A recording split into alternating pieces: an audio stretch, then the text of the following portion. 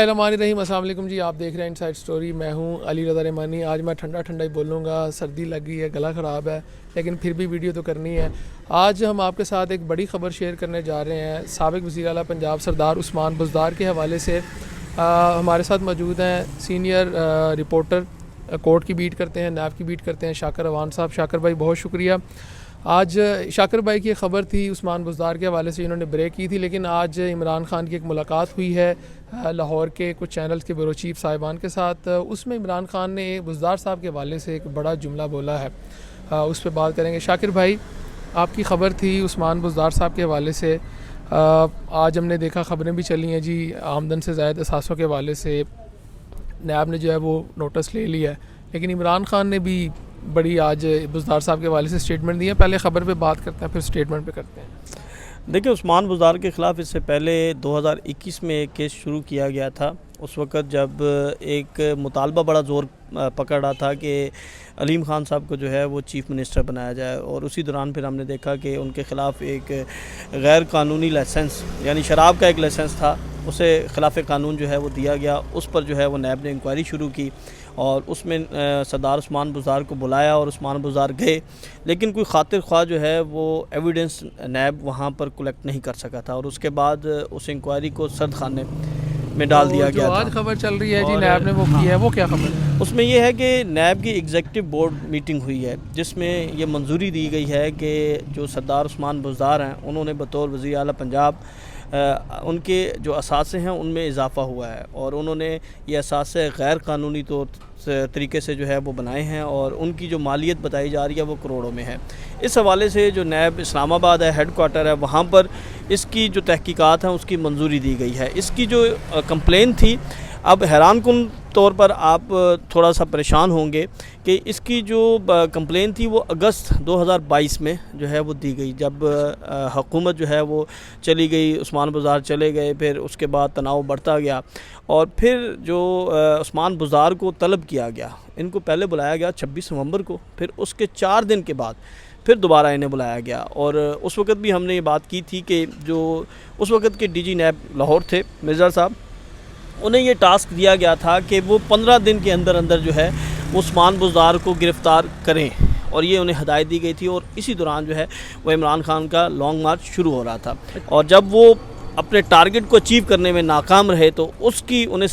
जो है वो फिर यहाँ से DG नैब हटाकर जो है वो अब नया DG नैब लाहौर लगाया गया है। इसके पीछे भी एक कहानी है, लेकिन अभी की जो आज की ख़बर है वो ये है कि आमदन से ज़ायद असासा जात की इंक्वायरी की मंजूरी दे दी गई है, क्योंकि एक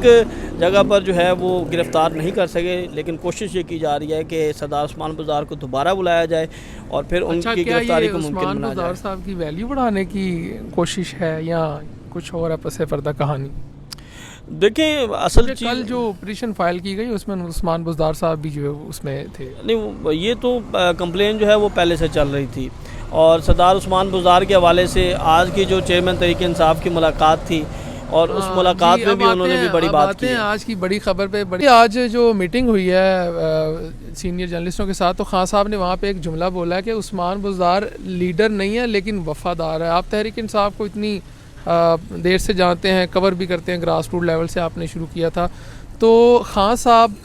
की जो ये स्टेटमेंट है उस हवाले से आपसे बेहतर मेरा ख्याल है कोई तज़किया नहीं दे सकता। खान साहब ने कहा है, मैं जानता हूँ वो लीडर नहीं है लेकिन वो वफ़ादार है। देखिए, इसमें खान साहब ने जो है वो एक खूबी भी बता दी और एक खामी भी बता दी, और अपनी भी गलती तस्लीम कर ली। कह सकते हैं बादी नज़र में कि खान साहब इस बात को मान रहे हैं कि सरदार उस्मान बुज़दार में जो कायदाना सलाहियतें हैं वो नहीं हैं, और उनकी जो पर्सनैलिटी है, जो उनकी डिसीजन पावर है वो उस तरह नहीं है, और वो उस तरह काम नहीं कर सके। यानी आप आम तौर पर ये कह सकते हैं कि जो तहरीक इंसाफ के जो वर्कर्स थे, जो तहरीक इंसाफ की लीडरशिप थी, जो तहरीक इंसाफ के कारकुनान थे, जो इनकी तंजीम थी, उसको वो मुत्तहिद नहीं रख सके। बतौर वज़ीर आला ये आपकी ज़िम्मेदारी होती है कि आपकी पार्टी के जो लोग हैं, आपकी पार्टी की जो लीडरशिप है, उनके तहफ़्फ़ुज़ात, उनके मसाइल ترجیحی بنیادوں پر نہ صرف سنے جائیں بلکہ حل کروائے جائیں.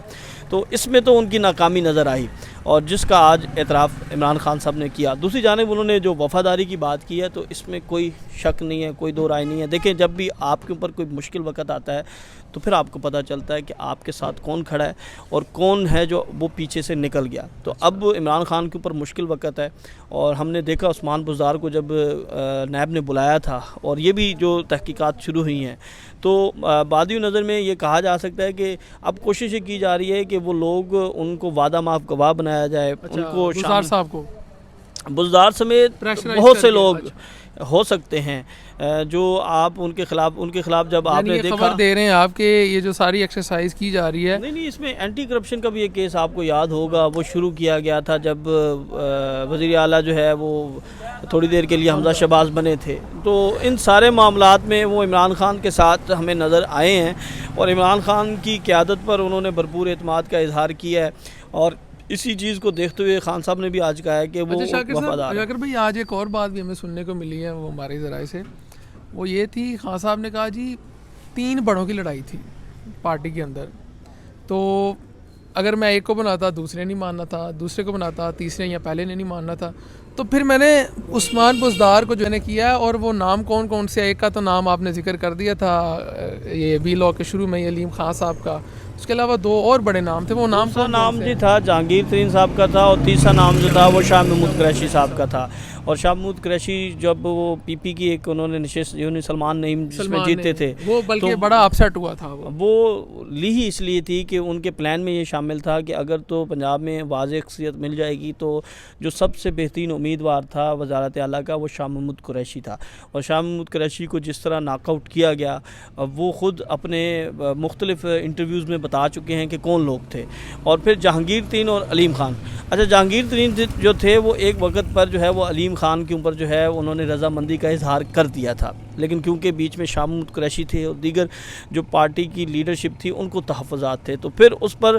جو عمران خان ہیں انہوں نے پھر تینوں کے جو تجاویز تھیں یا تینوں کے مقرر نامزد افراد ان کو مسترد کیا اور پھر عثمان بزدار کا جو ہے وہ قرعہ نکلا تھا. اچھا آج جو اسٹیٹمنٹ دی ہے نا اس میں ایک اور بھی چیز بڑی غور طلب ہے, وہ یہ ہے کہ وفاداری کا خان صاحب نے لفظ استعمال کیا عثمان بزدار کا. یہ جو باقی